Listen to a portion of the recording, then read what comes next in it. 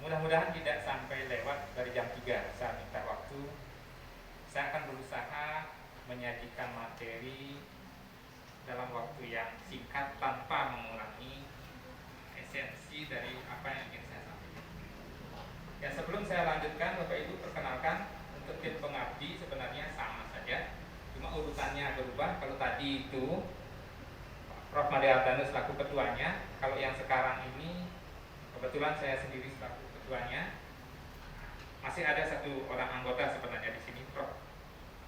Made Ardhanus, tapi berhalangan hadir pada kesempatan ini. Nah, kalau pada bagian pertama tadi Pak Made Ardhanus sudah menyajikan hal-hal terkait dengan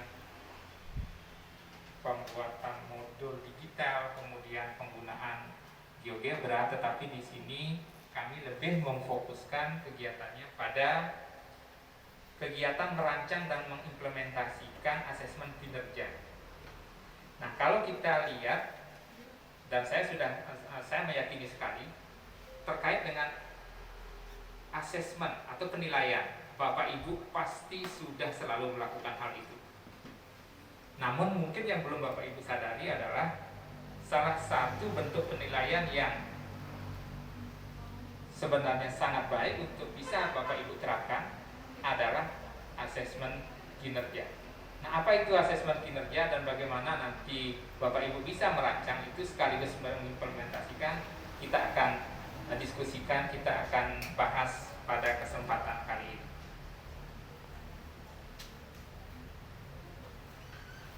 Nah, seperti yang sudah saya sampaikan tadi Bapak Ibu, bahwa Bapak Ibu sudah selalu melakukan kegiatan penilaian di kelas. Nah, kenapa asesmen itu menjadi sesuatu hal yang penting? Karena kalau kita lihat dalam pelaksanaan pembelajaran sebenarnya kita tidak bisa memilah secara tegas sebenarnya ya, kalau kita lihat esensi dari penilaian.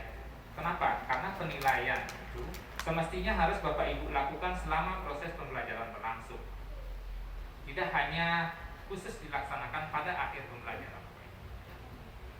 Nah, karena penilaian itu menurut fungsinya bisa kita bedakan menjadi dua. Ada penilaian formatif, ada penilaian sumatif. Mungkin yang lebih Bapak Ibu lakukan lebih banyak, lebih dominan Bapak Ibu lakukan saat ini adalah penilaian sumatifnya, karena Bapak Ibu ingin melihat hasil belajar dari siswa. Mungkin Bapak Ibu melupakan bahwa sebenarnya ada asesmen formatif yang sebenarnya juga sangat berguna bagi kita untuk melihat kelemahan-kelemahan yang terjadi pada saat pelaksanaan proses pembelajaran, Bapak Ibu. Nah, kemudian kalau kita kaitkan dengan asesmen kinerja atau penilaian kinerja, asesmen kinerja itu tidak hanya bisa diperuntukkan untuk penilaian formatif saja, tetapi bisa juga digunakan untuk penilaian sumatif. Nah, memang dalam beberapa literatur yang saya baca, lebih banyak asesmen kinerja itu diperuntukkan untuk keperluan atau kepentingan formatif. Tapi sekali lagi, asesmen kinerja itu sebenarnya bisa digunakan untuk penilaian sumatif juga.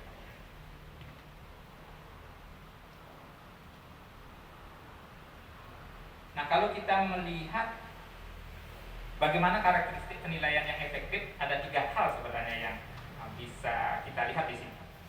Yang nanti ini akan saya share Bapak Ibu. Setelah kita bentuk grup WA, nanti materi ini akan saya sharing ke Bapak Ibu. Ya, tidak usah khawatir. Yang pertama itu, kita penilaian itu dikatakan efektif. Sasaran penilaian yang efektif itu, bagaimana caranya agar kita bisa menyasar penilaian yang efektif itu? Yang pertama, kita harus merumuskan target pembelajaran yang akan kita nilai dengan jelas, tegas. Yang terpenting ini terukur, bisa kita ukur. Yang kedua, kita juga harus bisa memastikan bahwa teknik penilaian yang kita pilih itu sesuai dengan target pembelajaran yang kita sudah tetapkan. Yang terakhir, kita harus bisa memastikan bahwa bahwa teknik penilaian yang kita gunakan itu sesuai dengan kebutuhan peserta didik Bapak Ibu. Tidak hanya pada saat ini, tetapi juga pada saat yang akan datang. Nah, jadi kalau dari segi tataran teoritisnya, sebenarnya penilaian itu tidak hanya memperhatikan aspek-aspek pada kondisi saat ini, tetapi jauh juga memperhatikan aspek-aspek kondisi pada saat nantinya. Nah, kembali ke penilaian kinerja, apa sebenarnya penilaian kinerja itu? Nah, kalau Bapak Ibu baca panduan penilaian kinerja yang diterbitkan oleh Kemendikbud dulu ya, ada panduan tahun 2019, di sana sudah lengkap sebenarnya disarikan, dan materi ini juga saya sarikan dari sana. Kenapa? Karena panduan itu memang khusus dibuat untuk teman-teman guru di SD sampai di SMA.